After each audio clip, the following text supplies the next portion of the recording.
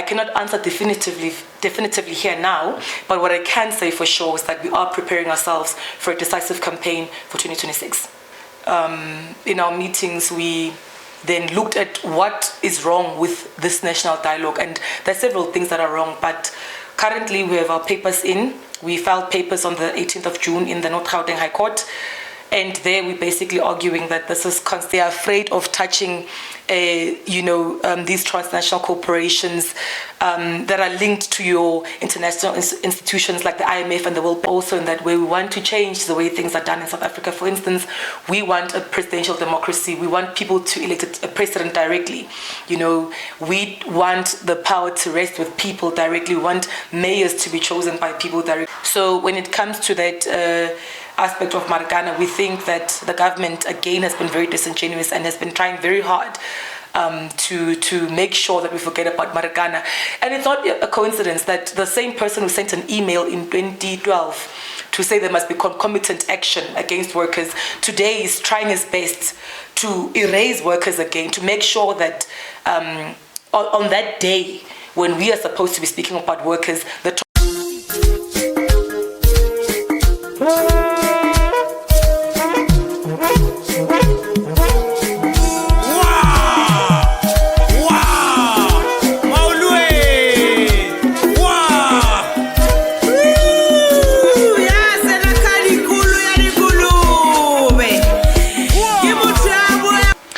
politically incorrect. I spoke to one of the young lions, Goba, and he did promise to come to the podcast to explain it in full.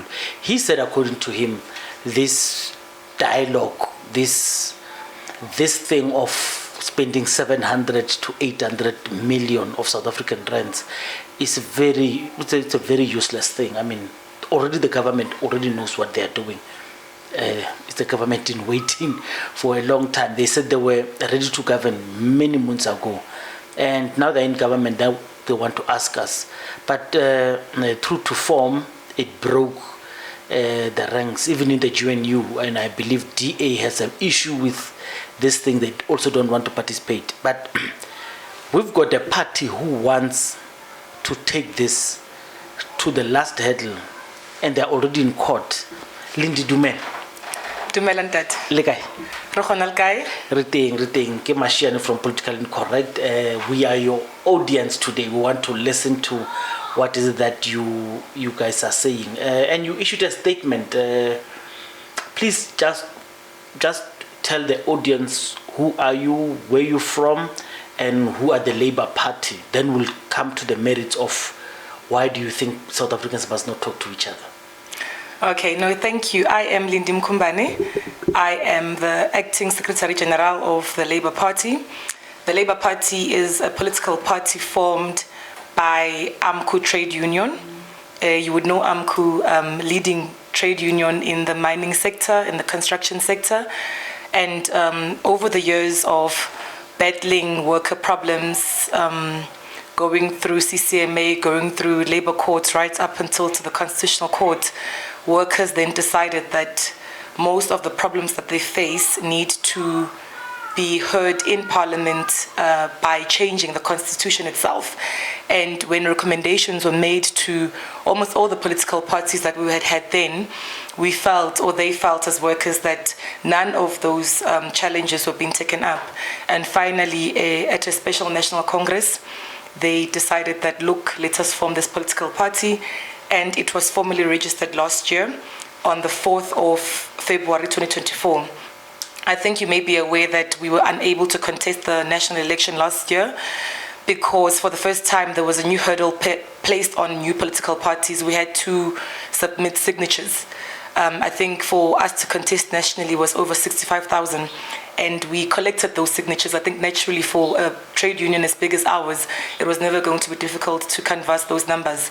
But the glitches that we were faced with when we interfaced with the IEC portal ultimately led to us not contesting. And even then, to show that we had every intention to contest, we took the matters through the Electoral Court, the High Court, and ultimately up to the Constitutional Court, and we lost the battle then. Then last year we contested by-elections for the first time at Tabazimbi, 12 wards there. We were able to win 1 PR seat and 1 ward seat. And the ward seat, we have to state, even if it is over and over again, that this was the ward that the ANC won easily in 2021 with 71%. But when we came in last year in 2024 for the by-election, we were able to snatch it away from the ANC. So we're quite happy with that result. And this year we're still around. We are contesting by-elections, setting up our internal machinery to gear ourselves for the 2026 elections. And I don't know, should I go straight to the reasons why we are... No, not yet. Not yet. Tabazimbi, it was quite revealing. We knew that is your area because for all intents and purposes, we associated the Labour Party with Mathunjwa. Mathunjwa were associating with the green people of Marikana, unfortunately. But just tell me, you launched a very good performance in Tabazimbi. And Tabazimbi was we don't even know if we should call it a by-election because it was the whole town, the whole council was up for the taking. Yeah. And you guys contested very well, and you even outstaged the MK party, of which at the time we thought you and the MK party were friends. There was an initial, I don't want to say brotherly love because now I'm assuming that it's a men's thing. It's a men's choir. What happened with the relationship? Is it still fine? And was it alliance kind of vibes? What arrangement did you have with MK Party?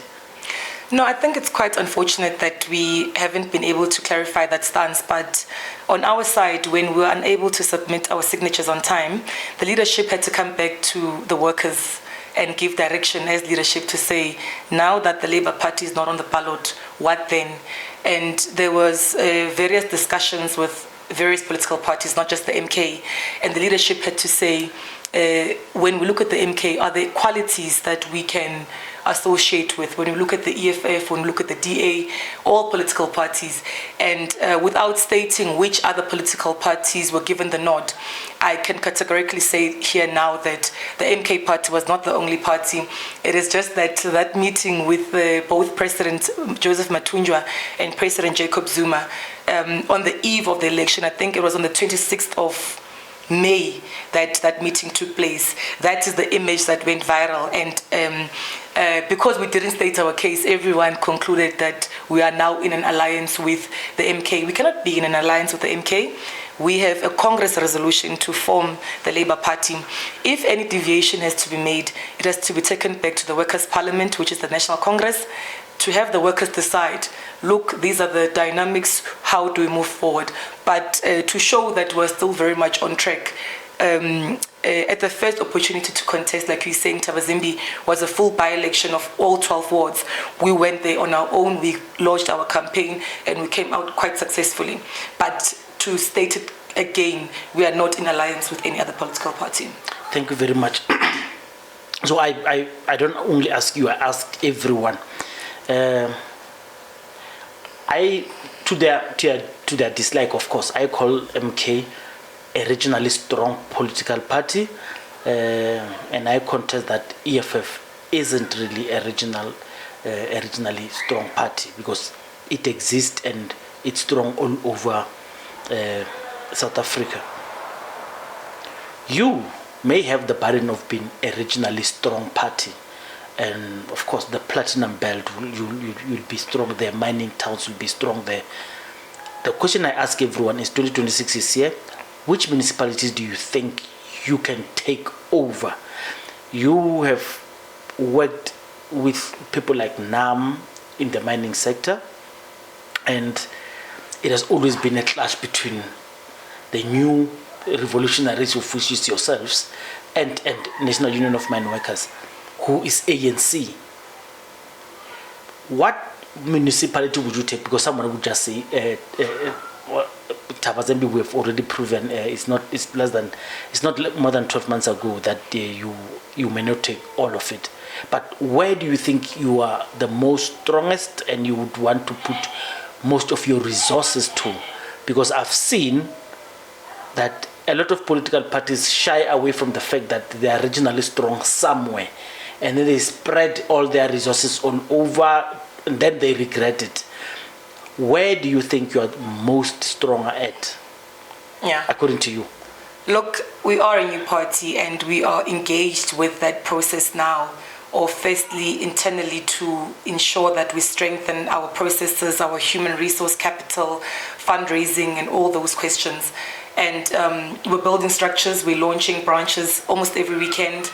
We are not only focusing in the mining belts, platinum belt like you've stated, that's where we'd probably do best because of the strength that we inherit from our mother organization, which is AMCU. But one thing that we find as we work through this campaign or preparing for the national campaign next year is that many communities are coming to us and saying to us, do not make the mistake of only focusing on the mining areas. So you have areas that are not predominantly mining, but they're labor-sending areas where mine workers come from. I think when I arrived here, we spoke about being migrant laborers. So those areas already know who AMCU is. They know that the Joseph Mathunjwa. That the Joseph Mathunjwa has done a lot for mining families, or for mine workers and their families rather. So he's not only known by the mine worker who is underground, the family at home in the Eastern Cape that is able to move from 3,000 rands before AMCU arrived in the Rustenburg area, for instance, now sitting at more than 20,000 rands. They will want to participate also in the Labour Party. They know that AMCU is a force to be reckoned with, and likely because of that good track record, the Labour Party is also a force to be reckoned with. But you're correct, we are busy with our assessments. We are also alive to the fact that we are a new party. Then obviously there's more than 4,000 wards in South Africa. Do we have the resources to contest all of them? But even if we do, is it going to yield us results? I cannot answer definitively here now, but what I can say for sure is that we are preparing ourselves for a decisive campaign for 2026. Brilliant. We can't wait.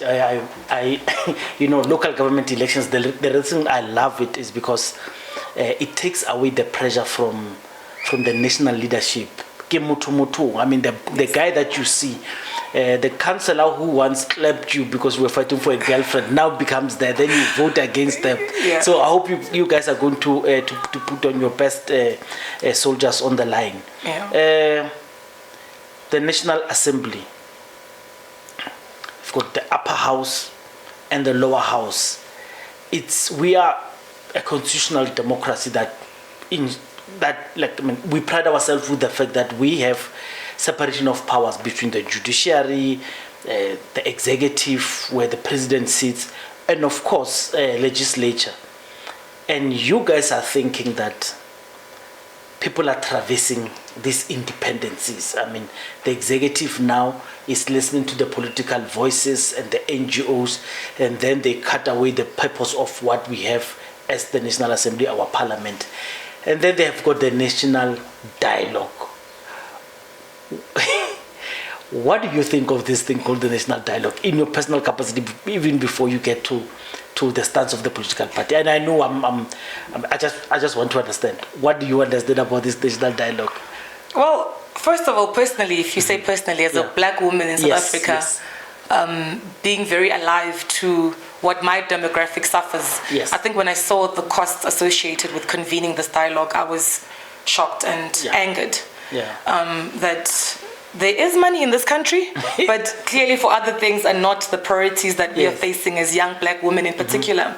So I think on a personal level, I was very, to be honest, angered, but not shocked, because I think this government for 31 years now is getting a gold medal at disappointing us, be it providing services in communities, our judicial systems, education, healthcare. I think they get zero on all those scorecards. So on a personal level, I was quite annoyed. But also organizationally, when we sat as an organization and we discussed this, having seen that this is taking place, we were taken aback. But then we immediately decided that, look, something has to be done. We cannot let this go unchecked. In our meetings, we then looked at what is wrong with this national dialogue. And there are several things that are wrong, but Currently, we have our papers in. We filed papers on the 18th of June in the North Gauteng High Court. And there we're basically arguing that this is constitutionally wrong. We think that it is irrational and fiscally irresponsible. When you look at us saying that this is constitutionally invalid, for instance, we're saying that, you know, Parliament has got a role to play, and we don't see where Parliament fits in this puzzle. We see that it seems like this was a decision taken by the President, by the Executive, and we don't see the full participation, you know, of Parliament, you know, that deliberative role that you would think Parliament will engage in before ultimately we have such pronouncements. And also in our papers, we rely a lot on the outer judgment, or in part the outer judgment. And I think if you remember, the outer judgment spoke about how, I mean, the Constitutional Court was clear that in as much as the courts don't have a role, or they shouldn't overreach in terms of decision making of the executive and the legislative powers of Parliament, but where public power is exercised in an incorrect manner, in an unlawful manner, the courts can intervene. And particularly where public money is concerned, the courts have got a responsibility to intervene. So we're hoping that also in this case, that outer judgment can serve as a precedent for us, because we think that there's no basis for this. We think that it is unlawful, it is irrational, and also, lastly, the part of the fiscal irresponsibility. That machine, you'll remember, I think a couple of months ago, we had the finance minister telling us that there's no money. And as such, he's coming back to my pocket and your pocket to recoup 2% through the VAT hike. And I think across society, all stakeholders were saying to him no. It was a clear no. And then he came back now through the back door to introduce the fuel levy hike. And even that is still wrong, because, you know, the fuel levy hike is going to affect poor and working class communities the most. It's going to affect workers the most. Working people in South Africa spend more than 50% of their disposable income on transport. Now, if you're going to hike the fuel levy, it means you're taking away money from them, and also the cost of food is going to go up. I'm just speaking about the basic necessities now, not even the ones. So it's going to have that, you know, a big bearing on how the ordinary person gets by. Then you come now, a couple of weeks later, you say that the government has got 800 million to spend on a dialogue, on a conversation. And I would argue that if I come back here in December and this thing, God forbid, has gone through, the cost will be over 1 billion. Because when we started, it was 700 million, now it's going to 800 million. So we think it's fiscally irresponsible. We think that the government is not taking taxpayers seriously. This is our money that we work hard for. So I want to protect that money. But if you may allow me to expand, I also just want to touch on, you know, when we speak about money in South Africa, we're told many things, that we don't have money, whereas others may argue that we do have money, we just don't know how to recoup it or to get it out of the pockets where it's sitting. I think over the years you've had think tanks, NGOs, but in particular also ourselves as AMCU, because we are largely in mining, and in mining that's where you find transnational corporations leading in terms of the extractive activities there. Over the years, AMCU, with its sister organization AIDC, has presented evidence that shows that transnational corporations are bleeding this country dry yearly, in the tune of billions and billions of dollars, not even in terms of rands. When the illicit financial flows or the capital flows that come out of the mining sector are measured yearly, it's unbelievable. You may think that they wanted to put an R instead of the dollar sign, but it's actually the dollar sign.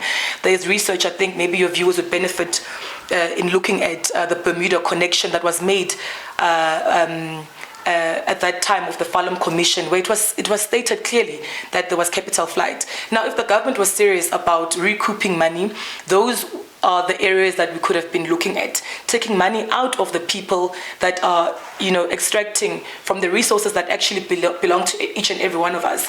And our president, Joseph Mathunjwa, if you can go and look at all his speeches, I don't think there's any speech where he speaks and not mention the issue of beneficiation. You know, the jobs that we create here by extracting minerals go to Europe, go to the West, and create proper jobs. We're told that one job that is created here creates 3 jobs overseas, you know, for people who actually end up earning way more than the primary person went underground. Having actually, another thing that we have at the heart of our struggle is health and safety ignored. When you speak about mining and you speak about the billions that are made in mining, and you look at how workers don't have their basic safety conditions maintained, then you understand that the government, if it was serious, would have had a role to play there. So there is money, but the money is not extracted from where it's supposed to be extracted from. We are always the scapegoat as ordinary taxpayers. So we don't think that the government is serious, and we do believe that money is there, but they are afraid of touching these transnational corporations that are linked to your international institutions like the IMF and the World Bank. And instead, again, when you're touching on the issue of fiscal responsibility, plunging us further into austerity measures. And you know that austerity has never worked anywhere in the world, but this in particular, this finance minister, Godongwana, and he's also cited in our court papers, believes that this is the cause of action. So those are basically in a nutshell, the arguments that we're making in our papers, that it's constitutionally invalid, it's irrational, and it's fiscally irresponsible for this dialogue to take place. Thank you. In your preamble in the statement, you are speaking deliberately about Thabo Mbeki, and you say you no longer know even where to find him because the neutrality of the foundation, or I don't know what Thabo Mbeki represents now. I'm on record. I lost all. Thabo Mbeki has disappointed me many times, and I know he's the one who was calling for this national dialogue for the longest of time, and people have been supporting him. And you spoke about the illicit financial flows. I mean, those trillions that are leaving the African continent every year. Thabo Mbeki was in charge of that, and I state in the critique I have of Thabo Mbeki to say he was the one who was tasked to deal with this thing. He spent years working on this thing, and when he's done, he just told us the thing that he told us before he went in. And I found Thabo Mbeki to be so disingenuous, and I'm happy that you guys have called him out, because a lot of people are afraid to call him out. And what is Thabo Mbeki's stance, his foundation or him personally, regarding this thing? Because I know you are linking IMF in these things as well. So let's start with Thabo Mbeki. How is he influencing this, and where does he stand? Is he challenging how he's going to work the transparency thereof, or he's also pushing this to happen because he has been calling it for many years? Yeah, I think we're also quite disappointed in what the Thabo Mbeki Foundation has done. Not only that foundation, but I think it's other foundations as well. And I think we make the argument that this is like an elite grouping that is pushing for the national dialogue to take place. For us, it was puzzling because these foundations were not respondents in our papers. Those who were respondents took time to file their papers, and whilst they were delaying to file their papers, we see that now all of a sudden there are these foundations coming in to intervene in our application. And you're correct to say that he's been calling for such a dialogue to take place. I think, without delving too much into what we think as an organization of Thabo Mbeki and other organizations, but what we can say is that it's clear that this dialogue is, for the elite. For them, it serves them. That is why they would be fighting tooth and nail to see that it takes place. And I think when you've got so much privilege, to just sit around and talk while people are starving, while people are living in communities that are not safe, for you that seems like an option. But for a person who's living in a shack in Alexandra, with rats, when it starts raining, they have to stand up and mop out water. When a mother does not know if my child goes to school, gets onto the school transport, is my child going to come back safe? I think, there you see where the privilege lies. The elites are comfortable to get around and talk about things that we've already spoken about for 31 years, while the working class and poor and the organizations that represent the working class and poor want action. I think that's what I would say. I think it's disappointing, really. Thabo Mbeki was a state president. I think we've got a lot of respect for him, but to intervene in such a way, and at this time when unemployment has reached record levels, where youth unemployment is at 62%, you would think that as someone of his stature, being a scholar, being an economist, he would be pushing for some of the things, like you're saying correctly, that he has also advocated for, to rather be implemented rather than to want to continuously talk. I'm just going to quote one thing from your statement. It says, privatization and job losses are imposed on the name, in the name of reform. This is a rubber stamp from the IMF instructions. Nothing more, nothing less. That is President Mathunjwa speaking. Why are you linking the IMF here? And who's the IMF? Don't assume that we know who the IMF is. Please, why are you linking them here? And this elitism of South African, aristocracy in terms of politics. I mean, these people are always, first to dictate who is going to eat. And, the operations of this national dialogue, we are not even aware of. I'm a communicator myself. I've not been told what is this going to be. Is it going to be in municipalities? Is it going to be in wards? Is it going to be in the Saturn Convention Center? Is it going to be in private institutions? I remember the Zondo Commission was in privately acquired buildings and a lot of, I'm a communicator myself. I would want to have a town hall experience so I could have school kids, for example, put them there, have a national dialogue to speak, and I control the narrative, and I listen to them, and I submit that to someone to say, this is what the national dialogue is. As a communicator, I feel the government has surpassed me. They already know 700 million. Does it mean they're going to contact us? What is this going to happen? Because when you say IMF, the elitist families, because I know there are going to be families from political rich families who are going to participate in this. Just explain this IMF thing. I think President Mathunjwa has been on record over the years bemoaning the fact that our sovereignty does not lie with us anymore. He who feeds you controls you. Yes. And if you look at the amounts of loans that we get from the IMF and the World Bank, and ultimately the path that the country takes as a result of those loans, and if you also track to other countries that are finding themselves in these debt traps of the IMF, you see that South Africa is not different. Where the IMF comes in, there's privatization. Where the World Bank comes in, there's privatization. State institutions, your state-owned entities are sold to the private sector. And we don't think that such is happening in a vacuum, or it is just some sort of natural phenomenon. We think and we believe, and like I'm saying, President has been on record, that this country has been sold to the West and these private institutions a long time ago. And with President Ramaphosa being a billionaire himself, you then see the marriage coming in to full circle when he comes in and becomes president. And when we say that this is an extension of that sort of relationship, and linking also with how austerities now shoved down our throats as being the only solution or economic policy that is responsible, we believe that there's a connection there. We don't think that the dialogue also takes place in a vacuum. The GNU, for instance, the ANC in 30 years has lost political legitimacy. Then come in the GNU now that is only a year old, and between me and you, I think we can agree that it also does not hold proper legitimacy.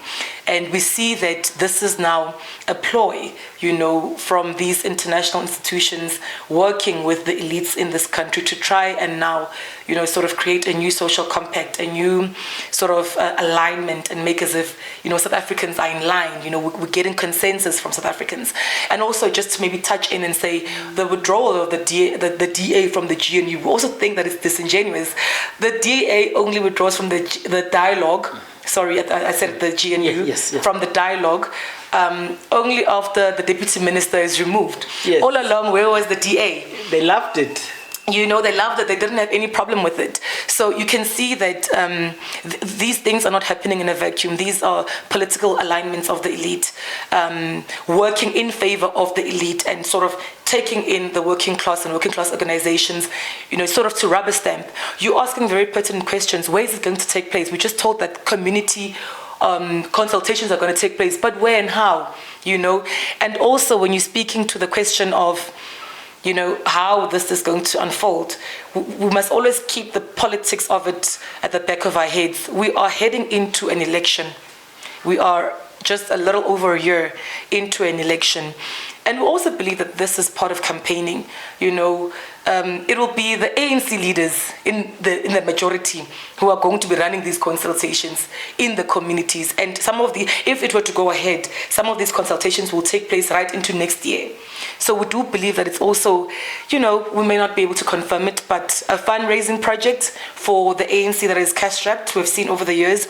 It is also a way to campaign and legitimize the face of the ANC in particular in communities ahead of the 2026 national elections. They know that in key municipalities, in key metros, and also with us coming in municipalities where you have mining, they're going to lose control there, and they're going to be likely left in those rural municipalities that don't even generate income, because already with the metros, they've been gone a long time ago. If you take out the mining belt in areas like with the West Rand, where we're likely to do quite well also with this gold, they know that they're in trouble. So we do think that this is also part of a political ploy to campaign for, in particular, the ANC. Does it surprise you that you are a lone voice in this?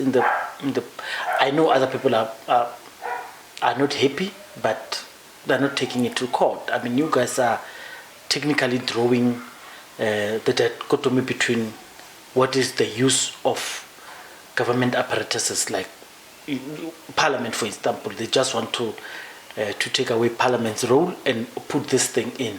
What is it going to suggest that Parliament has not done? What is it going to suggest that the people have not done? You seem to be the only one. Do you think the people who are not making noises because they are lining themselves up to it? We seem to be the only one, yes. And I think we are the only one, not to seem. Yeah, I think we are.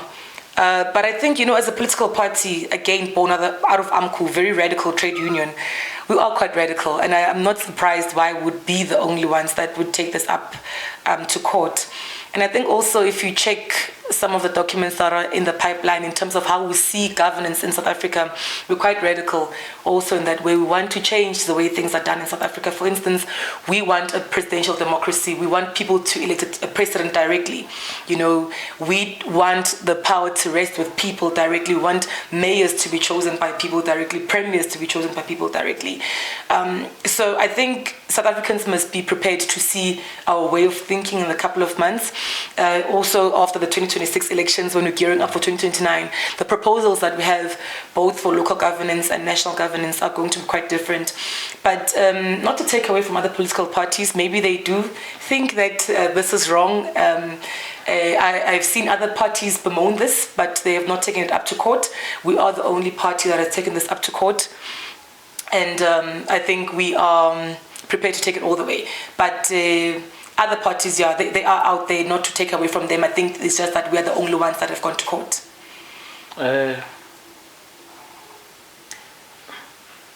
We can't help but associate you with the Marikana. When you do, you said you are still trying to assess where your strength lies and stuff. Is it August? Mm-hmm. So a few years back, I went to Marikana and I was at the Kopi. That place looks barren and not touched. You guys are not a party that is too old. Mm-hmm. There's no shrine. You sit there, you don't even think that our beloved people perished here. Is there plans to communicate the the cries of beloved people who left and the families who expect you to do something there? And I know historically the EFF has taken care of the widows and but do you have plans of doing something as an organization, of course, not AMCU?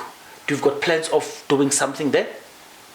I think when it relates to Marikana, we allow AMCU to take the lead, and there is the Marikana Trust that takes the lead when it relates to the survivors, the children of the deceased, the widows.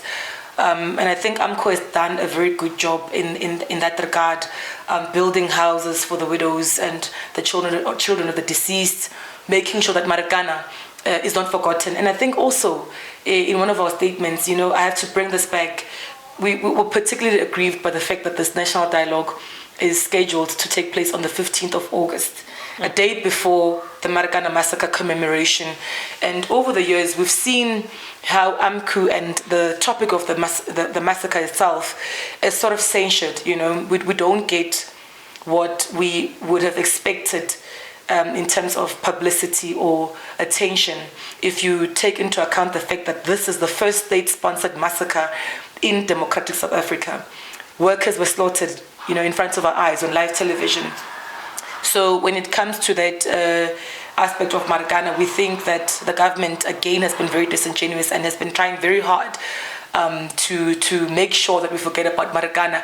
And it's not a coincidence that the same person who sent an email in 2012 to say there must be concomitant action against workers today is trying his best to erase workers again, to make sure that on that day when we are supposed to be speaking about workers, the topic will be the national dialogue. Because you know how media works. They will run the story of the national dialogue for the whole week after the 15th and minimize the voices and the experiences of those people. The workers of Marikana, the survivors are still there. Justice has not been served. The widows are still there. The leaders who came to support our own president. You know, president still sheds tears every single time when he's at Marikana. Even in intimate meetings where we are as comrades, when we speak about Marikana, you can tell that President Joseph Mathunjwa is still taken back to that moment. He was the one leader who came there to speak to the workers. And he did tell them that, look, you are in trouble now. They're going to kill you. And I say it without any fear of contradiction when I say he is one leader who takes the plight of workers quite seriously. He's one leader that has changed the landscape of organizing workers, of representing workers in this country. So, yeah, with how it's happening this year, we also are grieved. And that is another reason why we're pushed to challenge this national dialogue. You are in court, and you have stated the persons, you said it's the parties represented by Senior Counsel, Advocate Margaretha Engelbrecht, Senior Counsel. The matter is set down for hearing on the 1st of July. That is Tuesday. Yes, tomorrow. Yes, that is Tuesday. And you have submitted this agency, I think by 18 Yes. of June. Have you organized petitions, pickets? Why is it that people don't know about this, and what is it that you would like people to know about this? And then also answer, why is it Engelbrecht? Why is it Engelbrecht? Why is it not Mugaitobi? Why is it not Mashiani? What? So why is it Engelbrecht? You know, for us, we believe in multiracialism, and I think without having the statistics here now, our line of brief is quite democratic and representative of all demographics. And I think in this particular case, you know, it's the attorneys that will then brief counsel based on what skills that they have. But I think maybe if you're looking at the fact that we are a predominantly black organization, then maybe we should have gone for a black advocate. No, I think we do use black advocates, but it's just in this particular instance that Margaretha Engelbrecht was the one that was briefed by attorneys. But our line of brief is quite representative. You get black people, you get Indians, you get black women, you get white women who are very much multiracial like that. But sorry, the second question? The second question is when we take such matters to court, I mean, we bring stages there. People are going to be spoken to. They are going to be addressed whenever we come back from court. It's in our political nature on the streets to say people will come. You will swell the streets. You will make sure that this matter is heard by people. Have you organized that? Where are the buses taking people? And if someone is listening to this, where should they... like I mentioned earlier that the respondents in the case did not file their papers on time, and then we saw later the foundations coming in. That has impacted on the timetable that was initially set. So like you said, we're supposed to be in court tomorrow. Coming here to this interview, I was told that it's likely going to be on the 2nd of July, no longer tomorrow, the 1st. Then I think before we started, we were told that no, it's going to be the 4th of July. I think that's Friday. So it impacts on organizing. But in a nutshell, we're going to have comrades there to come and support their own application, because this is an application of the people. This is an application of comrades. You're correct. We're going to be outside court picketing. And I think without maybe delving in too much on the logistics and the nitty-gritties, I think it's going to be from right across the areas that are surrounding the court, where we're going to have comrades coming in. But we do encourage members of the community who also feel that they need to have their voices heard when we say no to this national dialogue of elites. They are also welcome to come into the court on Friday to support us. That's if it's still going to take place on Friday. We don't know. Maybe we're going to come back and we're told that no, it's the following week. But also in terms of media, without maybe saying too much, as an organization, we love giving people the benefit of the doubt. We are an organization founded on Christian principles. We want to hear a person's side of the story. We're not quick to cast aspersion. But to be honest, as a party, we're not receiving too much joy when it comes to the media. We send our statements, for instance, to all media houses, but sometimes it will be one or two that will respond, and we do try our best. And I don't think we're the only party that complains about this. I think there are many parties who have also complained in the past, many organizations that have complained in the past, that the media, the fourth estate, is also quite biased in terms of who they allow or who they give airtime to, and it's usually those that are well represented, or maybe rather those that are well known, the top political parties, those that are emerging and coming to the fore are not given that sort of airtime that you would expect parties to receive. But also, as a trade union, we've been around for more than 20 years, for instance. But they also, I think, we don't get our fair share. Without maybe throwing stones at the media, maybe also as a fraternity, they can also look into how they can be more accommodating to newer entities. They can look into having more diverse reporting. I think that's the best way to put it. But currently, we don't believe that that's the case. But we're here today with you, grassroots communications. We're spreading our message amongst our comrades. We've got our own social media that we're building from ground up, and we're trying our best to make sure that this message is heard. But I think the most beautiful thing is that we are on record in history. Even if we're not going to be covered by all the big stations, the fact that we've put this forward means that long after you and I are not here, whether the dialogue continues or not, it will be known that a new political party that was not yet represented even in parliament took the stand to say no, we will not have an elite talk shop that is chopped down in approach. You will not misuse taxpayer money. You will be stopped, or at least we'll try to stop you. We'll make sure that you are representative. We'll make sure that we'll call you out. This is a democratic or constitutionally democratic state. We have to then abide by those principles of a constitutional democracy. Do you welcome political parties? Do you welcome people who can come there with different political regalia? Do you invite everyone, come one, come all? And where is this place? Where is this court going to be held? Can people walk in? Just tell us, are you welcoming to everyone just to come in and come physically there by themselves? Yeah, definitely, we're very welcoming to that. I think we understand that, when it comes to organizing, when you want to defeat the elephant in the room, you really need all hands on deck. We're not doing this for glory. We're not trying to say that, look, it was the Labour Party that stopped the GNU or President Ramaphosa. We want this to be an effort of all South Africans. So if there's other political parties that feel the same way that we feel, that have got the same arguments that we have made in court, but they're just not on the court papers and they want to support us on the day, they're very much welcome. This is not about the Labour Party or AMCU. This is about the South African who is hopeless. That demographic between the age of 18 to 59 that has never worked and in the current terms will likely never work. And the government thinks that 350 rands is what is going to sustain them up until they qualify for that elderly pension. This is for the rape victims. I was just checking when I was coming here, and I thought that this was a thing of the past. But in Kimberley, we were told that last year they didn't have rape kits in hospitals, and doctors had to resort to using old pediatric kits to assist victims of sexual assault because they have not been furnished with the proper rape kits in the hospitals. And doctors say that, in terms of forensics, that is a problem. The integrity of that DNA is tampered with.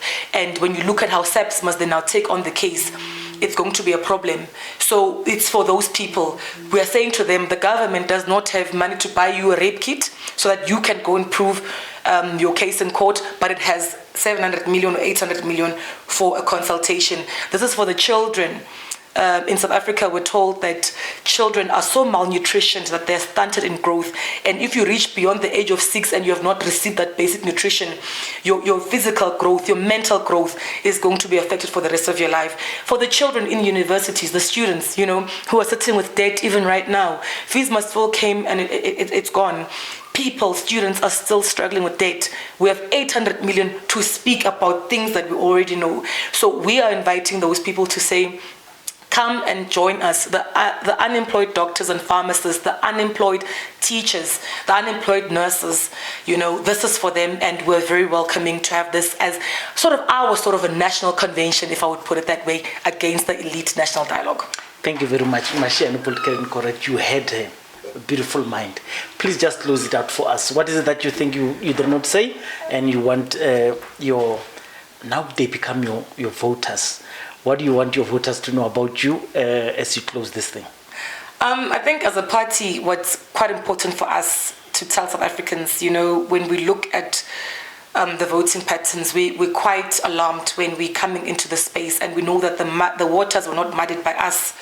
But voter apathy, we want to speak to communities about voter apathy. Currently, there's no other weapon that we have in our hands besides voting. We have to organize ourselves as communities, as ordinary working people, and get these elite groupings out of power and take on people's power. So I think in closing, we're welcoming people to come and join the Labour Party, join community organizing. It may not only just be political, but to stay at home and not participate. And we understand, and we're quite... we appreciate why people do not want and do not trust political parties anymore. But we're saying the Labour Party is here. Give us a chance. Look at our track record with the trade union, taking workers in the platinum belt from 2,800 to more than 20,000, dealing with health and safety of workers. Workers when we arrived, or when AMCU arrived, they couldn't even buy cars. Go and check workers now in Rustenburg, in Tabazimbi, in Lipalali.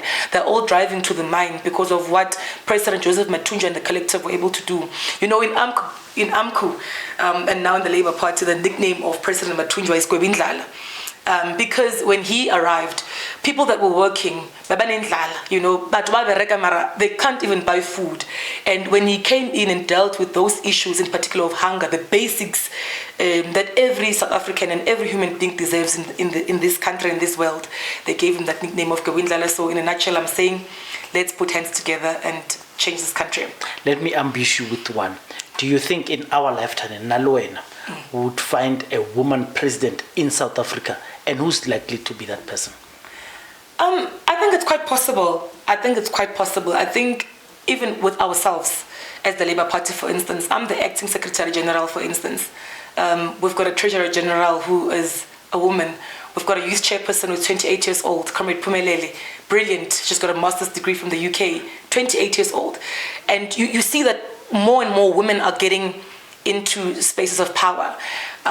So I think ultimately, collectively also, not just as an effort of the Labour Party, you see also other political parties making strides. I think we're egging on towards that realization. And I think by the time that it happens for us, it will be a norm. I think it's really becoming a norm that women are accepted to become leaders and they're respected as leaders. Unfortunately, we still have the ANC, I think once we get the ANC out of power, we're going to see that change, yeah. I disagree with her. Politically incorrect. I so disagree with her because you could just look, even if you take out the ANC, look at the EFF, look at MK, look at DA. The majority of those people leading those organizations, the top 8, whatever it is still mainly males. Mashare politically incorrect. Thank you very much, Itada.